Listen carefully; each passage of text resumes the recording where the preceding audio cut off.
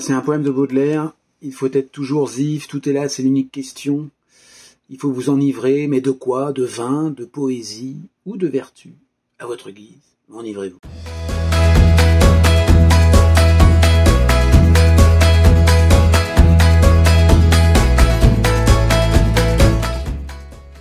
Un sourire, ce matin, quelqu'un que j'ai croisé m'a fait un beau sourire.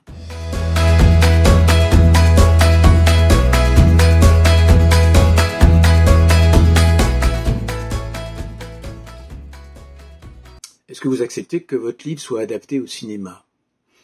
La réponse est oui, bien sûr, ça ferait un très beau film.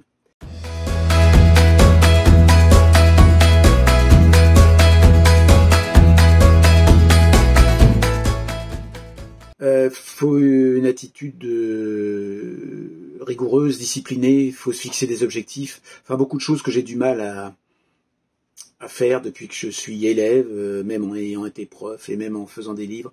J'ai du mal à adopter cette discipline-là, mais je crois qu'il faut être assez rigoureux dans le travail. Enfin, on y arrive quand même.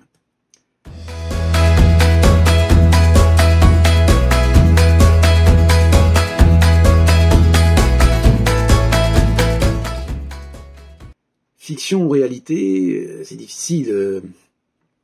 La fiction, bien sûr, oui, on en a besoin. On a besoin de voir des films, de lire des romans, de s'inventer des histoires. Et puis, dans la fiction, c'est François Truffaut, le cinéaste, qui disait dans les films, il n'y a pas de temps mort, il n'y a pas d'embouteillage.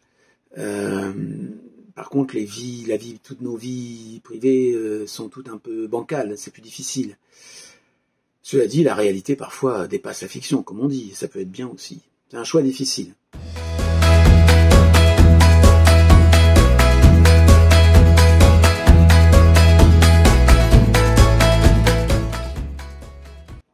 Film ou série? Film, tout simplement.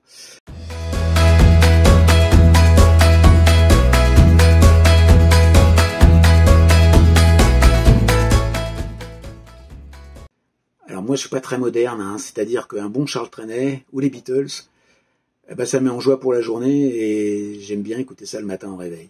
Paul McCartney est quand même un de nos derniers grands mélodistes, un grand mélodiste du XXe siècle, et Charles Trenet un de nos plus grands poètes.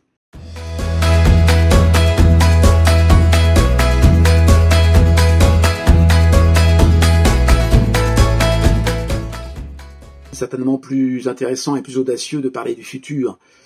Le futur, l'avenir me fait un peu peur, ça m'angoisse un peu, donc j'ai le réflexe de choisir plutôt le passé. Je referais bien un petit tour du côté des années 70-80, puis si j'en ai le pouvoir de changer quelques petites choses, faire des choses un peu mieux que je les ai faites, ou au contraire de ne pas commettre quelques erreurs que j'ai commises par le fait. Donc retourner dans le passé, ça j'aimerais bien ça.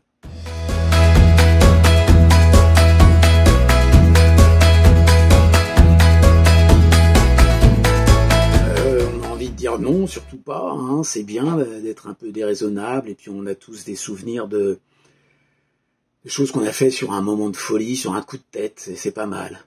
Bon, cela dit, la sagesse, ça a du bon aussi, et puis en vieillissant, être sage, c'est peut-être plus confortable, et puis on peut faire des choses très bien en étant sage.